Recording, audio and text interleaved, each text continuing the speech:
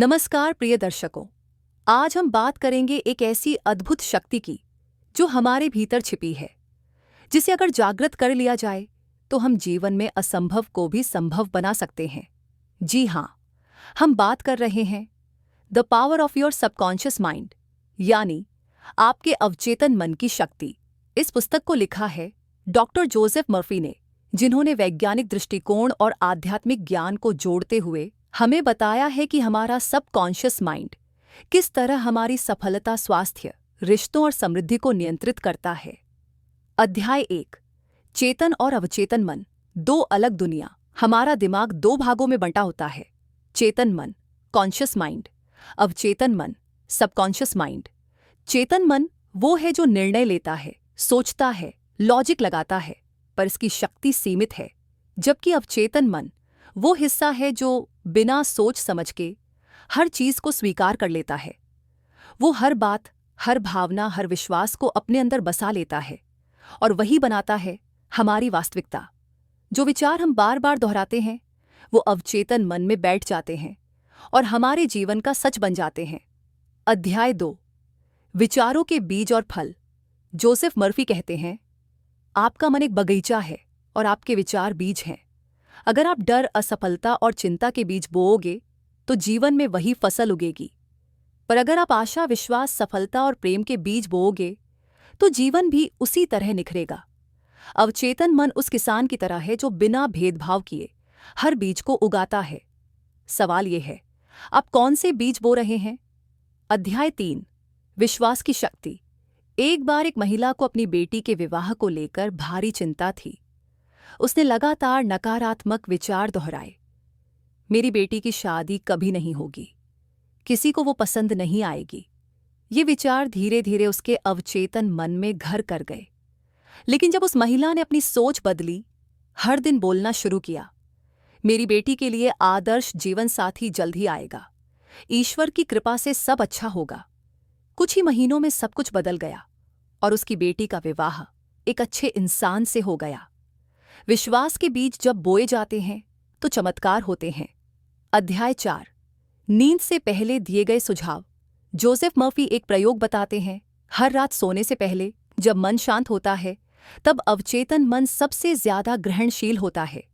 इस समय हम अपने मन को जो भी बात कहें वो सीधा अंदर उतर जाती है। जैसे, मैं शांत हूं, मेरा शरीर स्वस्थ है, मैं समृद्ध हूं। यदि आप हर रात ऐसी सकारात्मक बातों को दोहराएं तो अवचेतन मन उसे सच मान लेगा और जीवन वैसा ही बन जाएगा। अध्याय 5, रोग और अवचेतन मन। मर्फी बताते हैं कि शरीर की बीमारियों की जड़ भी अक्सर हमारे नकारात्मक विचार होते हैं। यदि हम बार बार यह सोचते हैं, मुझे बीमारी है, मैं कमजोर हूं, तो अवचेतन मन इसे स्वीकार करके शरीर में उसी स्थिति को उत्पन्न कर देता है। लेकिन अगर हम ये सोचें, ईश्वर ने मुझे स्वस्थ शरीर दिया है, मेरा शरीर हर दिन ठीक हो रहा है, तो शरीर में चमत्कारी बदलाव होता है। अवचेतन मन डॉक्टर से भी अधिक शक्तिशाली है यदि उसे सही निर्देश दिए जाएं। अध्याय 6, रिश्तों में अवचेतन मन की भूमिका। अगर आप बार बार सोचते हैं कि मेरे पति मुझे नहीं समझते, मेरे दोस्त मुझे धोखा देंगे, लोग मुझसे जलते हैं, तो ये विचार आपके रिश्तों में टकराव पैदा कर देते हैं। मर्फी कहते हैं, अपने अवचेतन में प्यार और समर्पण के विचार भरो, रिश्ते अपने आप मधुर हो जाएंगे। अपने रिश्तों के लिए बोले, मैं प्रेम और सम्मान पाने योग्य हूं, मेरे संबंध सौहार्दपूर्ण और सुखद हैं। अध्याय 7, धन और समृद्धि का रहस्य। मर्फी बताते हैं, अवचेतन मन धन को आकर्षित करने की शक्ति रखता है। लेकिन यदि आपके मन में ये विचार हैं कि पैसा पाप है, मेरे पास कभी पैसे नहीं रहेंगे, मैं गरीब ही रहूंगा, तो अवचेतन मन वही करेगा, आपको गरीब बनाए रखेगा।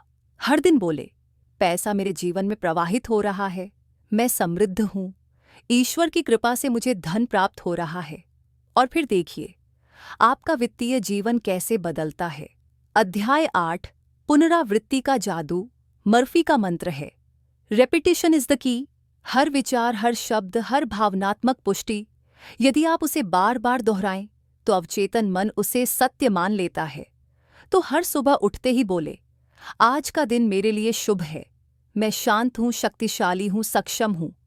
ईश्वर मेरे साथ है। यह अभ्यास आपकी पूरी चेतना को सकारात्मक ऊर्जा से भर देता है। अध्याय 9। भविष्यवाणी स्वयं करते हैं। आप मर्फी कहते हैं, जो तुम अपने बारे में सोचते हो वही तुम्हारा भविष्य बनता है। यदि आप सोचते हैं मेरे साथ तो हमेशा बुरा ही होता है, तो वही होगा। पर यदि आप बोलें मैं सृजन करता हूँ, मेरे जीवन में हर चीज मेरे पक्ष में घटित होती है, तो जीवन भी उस दिशा में बदलने लगता है। अध्याय 10। प्रार्थना और ध्यान का विज्ञान। जोसेफ मर्फी ने प्रार्थना को विज्ञान से जोड़कर बताया है। उन्होंने कहा, प्रार्थना कोई धार्मिक कर्तव्य नहीं, वो एक वैज्ञानिक प्रक्रिया है जहां आप अपने अवचेतन को निर्देश देते हैं। सच्चे भाव से कही गई प्रार्थना मन को केंद्रित करती है और आपको ईश्वर से जोड़ देती है। प्रिय दर्शकों, the power of your subconscious mind कोई साधारण पुस्तक नहीं, ये एक जीवन सूत्र है। जोसेफ मर्फी हमें सिखाते हैं कि हमारा भाग्य हमारी सोच में है, हमारी शक्ति हमारे अवचेतन में है। अगर हम सीख जाएं अपने विचारों को नियंत्रित करना, तो हम अपनी किस्मत खुद बदल सकते हैं। अगर ये ज्ञान आपकी आत्मा को स्पर्श कर गया हो, तो इस वीडियो को लाइक करें और वंदना विजडम चैनल को सब्सक्राइब करें। हर सप्ताह हम आपके लिए ऐसी ही जीवन बदलने वाली पुस्तकें लेकर आते हैं।